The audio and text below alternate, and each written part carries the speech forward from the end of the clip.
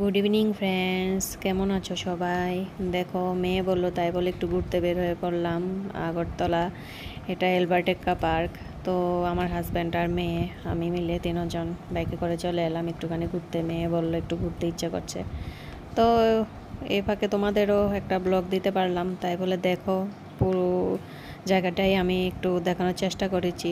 ভালো করে দেখাতে পেরেছি কি না জানি না, তো তোমরা এটা কমেন্টসে জানাবে ভালো করে দেখাতে পেরেছি কি না। দেখো, এটা ঢোকার জায়গাটা, আমরা যে দিক দিয়ে এসেছি এই সাইড দিয়ে ঢুকেছি। টিকিট কাটতে হয় 10 টাকা করে। আর এটা ভেতরের জায়গা, এখান দিয়ে এন্ট্রি করলাম। আর সাইডে দেখো, ডান দিকে এই সাইডে কিছু যে ওয়ার হয়েছে, যারা শহীদ হয়েছে তাদের একটা মিনার লাগানো আছে। বোর্ডে অনেক কিছুই লেখা আছে, আমি পরে তোমাদেরকে দেখাচ্ছি। আর এই সাইডে ওয়েদারটা দেখো, একে তো বৃষ্টি ভাব, আর এর উপর এমন ওয়েদার সাথে গাছগুলো এত ভাল লাগছে। আর পিক না তুলে তো পারাই গেল না, তো কিছু পিকচার আমি মেয়ের সাথে তুলে নিলাম। তো দেখো গাছগুলো, অনেক গাছ আছে, খুব ভালো লাগে। ঘরে তো এমনিতে সবসময় বসে থাকি, আর বাইরে বাইর হলে একটু গাছপালা মানে দেখলে, একটু সবুজ দেখলে একটু খুব কার না ভালো লাগবে বলো। আর এমন ওয়েদার, তার উপর গাছ গাছারা, আর অনেক মানুষ আছে। খুব খুব ভালো লাগলো জায়গাটা। আর দেখো, একটা বেবি খুব সুন্দর আমার কাছে চলে এলো, আদর করেছি বলে আমি একটু ছবি তুলে নিলাম ওর সাথে। খুব কিউট ছোট্ট একটা বেবি। আর দেখো, বোর্ডে সব লেখাই আছে, বুঝতেই পারছো। তো যারা শহীদ হয়েছে তাদের নামও এই সাইডে ডান দিকে বাঁ দিকে দোনো দিকেই লেখা আছে।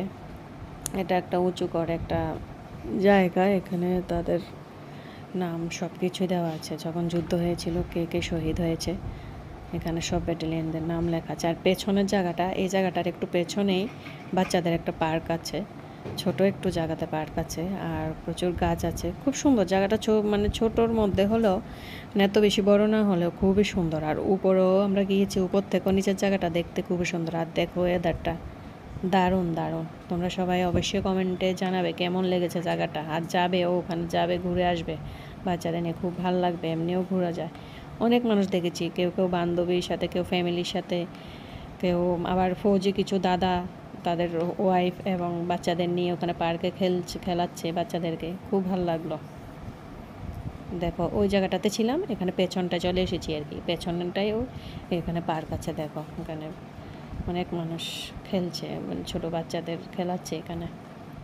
আমার মেয়েও খুব করলো, এনজয় করলো, এখানে খেললো কিছুক্ষণ, খেলা করে। তারপর উপরের জায়গাটা উঠেছি, ওটাও দেখাবো তোমাদেরকে। উপর থেকে জায়গাটা না এত দারুণ লাগছিল না, কি আর বলবো তোমাদের, তোমরা দেখলে নিজেরাই বুঝতে পারবে।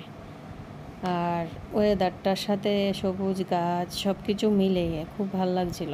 দেখো উপরে উঠে গেছি, দেখাবো তোমাদের। এই দেখো নিচে দেখতে কি কি সুন্দর লাগবে, এখন দেখাবো তোমাদেরকে।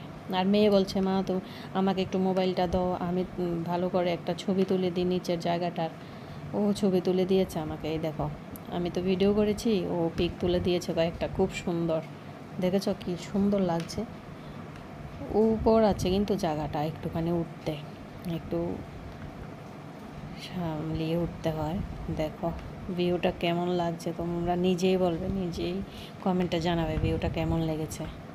পেরেছি কি না সবটা তুলে ধরতে, তোমরা এটাও জানাবে অবশ্যই। তোমরা অবশ্যই যাবে জায়গাটাতে, আগরতলা, ত্রিপুরা আগরতলা। এটা তোমরা, এটা হচ্ছে তোমরা হাইকোর্ট বা আইএলএস হসপিটালটা পার হয়ে, গোয়ালা বস্তি পার হয়েই জায়গাটা, মানে এয়ারপোর্ট রোড সোজাসুজি এদিক থেকে গেলে আর কি। তো জায়গাটা ওইখানেই।